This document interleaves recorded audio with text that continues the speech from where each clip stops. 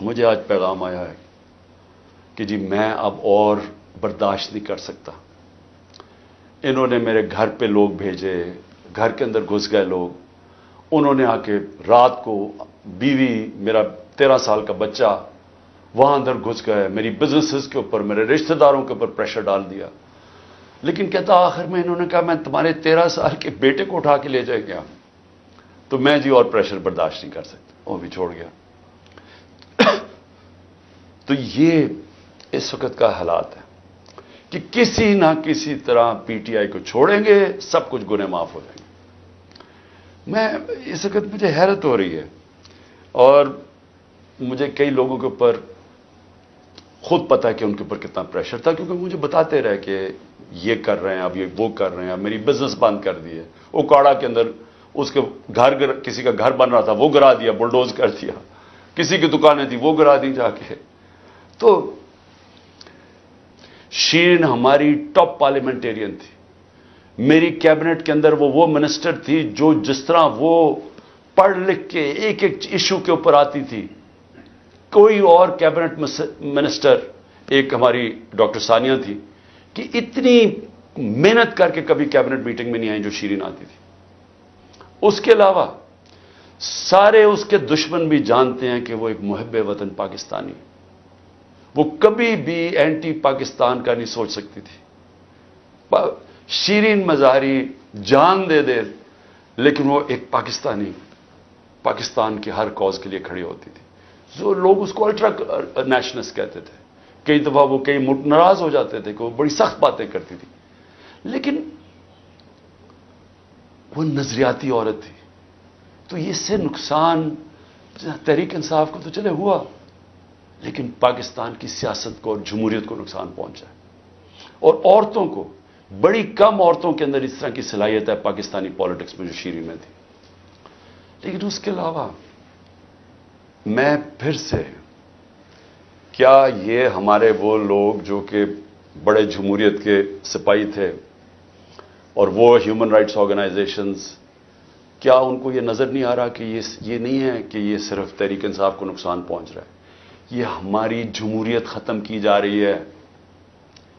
یہ وہ دور آ رہا ہے کہ اس کے اندر جمہوریت ختم ہو جائے گی، کیونکہ اس میں صرف یہی نہیں ہو رہا. ایک جو بنیادی چیز ہوتی ہے جمہوریت میں، فنڈامنٹل رائٹس، بنیادی حقوق کی حفاظت کی جاتی ہے جمہوریت میں. مغرب کے اندر، یورپ میں، انگلینڈ میں لوگ کیوں جاتے ہیں؟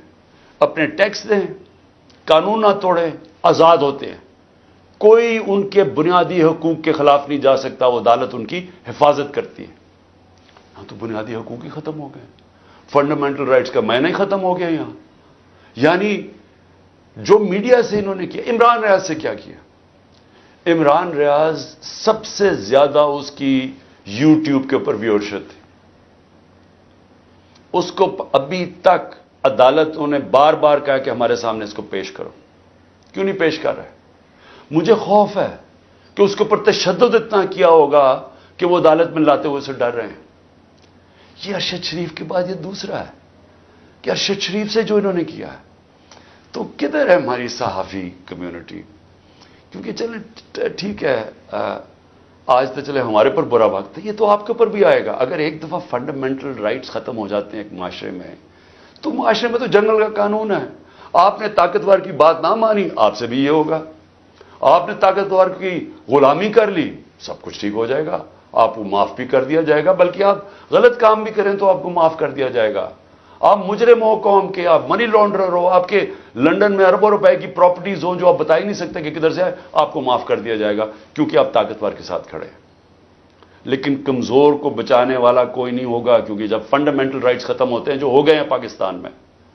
اور مجھے یہ ابھی تک بتائیں، 25 لوگ شہید ہوئے ہیں، 69 لوگوں کو گولیاں ماری گئیں.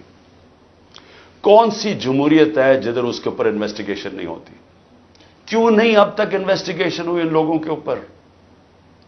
وہ کون لوگ تھے؟ وہ پاکستانی تھے، ان کے حقوق ہیں، ان کے ماں باپ ہیں، کئیوں کے بیچارے بچے تھے جو وہ ایک روزی کمانے والا تھا، ان کو سیدھی گولیاں ماری گئی. کوئی انویسٹیگیشن ہوگی؟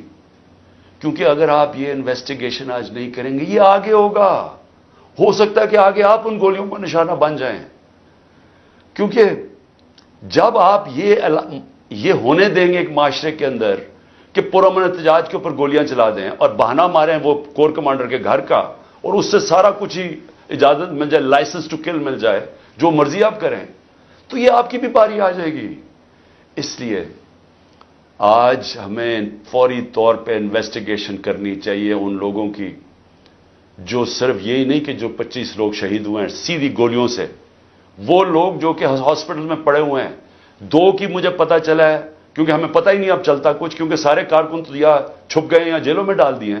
تو آہستہ آہستہ خبریں آتی ہیں کہ 2 کارکنوں کی ٹانگیں کٹ گئی ہیں, کیونکہ گولیاں ماری ہیں ان کی ٹانگوں کے اوپر, ان کی ٹانگیں کٹ گئی ہیں, تو ان کی زندگیاں گئی. تو کون پوچھے گا ان کو؟ اور یا پھر آپ یہ فیصلہ کریں گے کہ اس ملک کے اندر پرامن احتجاج کی اب سے اجازت نہیں ہے. آپ یہ کہہ دیں گے کہ آپ نے جو مائٹ از رائٹ, جو جنگل کا قانون ہے, جو طاقتور فیصلہ کرے گا آپ کو اس کے سامنے سجدے کرنے پڑیں گے. یعنی طاقت کی غلامی قبول کرنے کے لیے جو تیار ہے پھر وہی بچے گا اس ملک میں. اور میں آج یہ ضرور کہنا چاہتا ہوں کہ یہ جو سب کچھ ہو رہا ہے اس کے پیچھے کیا ہے, یہ کیوں ہو رہا ہے سب کچھ؟ یا تو چلیں یہ سب کچھ ہو رہا ہو اور پاکستان کو اس سے کوئی فائدہ ہو رہا ہو, یا اس سے کوئی ملک چینج آ جائے, یا اس سے ایک دم یہ ہو, یہ جو ہمارے لوگوں کو چینج کر رہے ہیں وہ پالیٹکس چھوڑ رہے ہیں, پی ٹی آئی کے لوگ جو میں پالیٹکس چھوڑ رہا ہوں وہ پریشر کے اندر سارے ہاتھ کھڑے کر رہے ہیں, تو کیا اس سے یہ ہوگا کہ پارٹی ختم ہو جائے گی؟ جو بھی یہ سوچ رہا ہے, جس کی بھی یہ سوچ ہے, خدا کے واسطے اپنا ذہن کو, اپنا ہیڈ ایگزامن کرواؤ, سوچو اس کے اوپر کہ آپ کیا کر رہے ہیں. کبھی آئیڈیا بھی مارا جاتا ہے ظلم سے, یعنی کبھی ایک نظریہ بھی اس طرح ختم ہوتا ہے. یہ جانوروں اور انسانوں میں فرق ہے. بھیڑ بکریوں کو آپ ڈنڈے ماریں وہ سارا اس طرف لگ جائیں گے جدھر آپ چلائیں گے, لیکن یہ انسان ہے. اور جب انسانوں کے اندر ایک آئیڈیا آ جاتا ہے آزادی کا, وہ آپ ختم کر ہی نہیں سکتے. آپ جتنا مرضی ظلم و تشدد کریں یہ آئیڈیا ختم نہیں ہونے لگا. اگر یہ آئیڈیا ختم ہونا ہوتا تو مقبوضہ کشمیر میں آج وہ ہاتھ کھڑا کر کے اور آرام سے چپ کر کے قبول کر لیتے ہندوستان کی غلامی. 1 لاکھ سے اوپر کشمیری شہید ہو چکا ہے. کشمیریوں کے اوپر جو ہم آج ہمارے پہ ظلم ہو رہا ہے یہ کشمیری 30 سال سے ہو رہا ہے ان کے اوپر. ان کے بھی گھروں میں گھس جاتی ہے رات کو پولیس, لوگ اٹھا کے لے جاتے ہیں, نوجوانوں کو اٹھا کے لے جاتے ہیں, جیلوں میں ڈال دیتے ہیں. ان کو بھی کوئی پوچھنے والا نہیں ہے, ان کے بھی کوئی فنڈامنٹل رائٹس نہیں ہیں. ان کے سارے لیڈروں کو بند کر دیا ہے.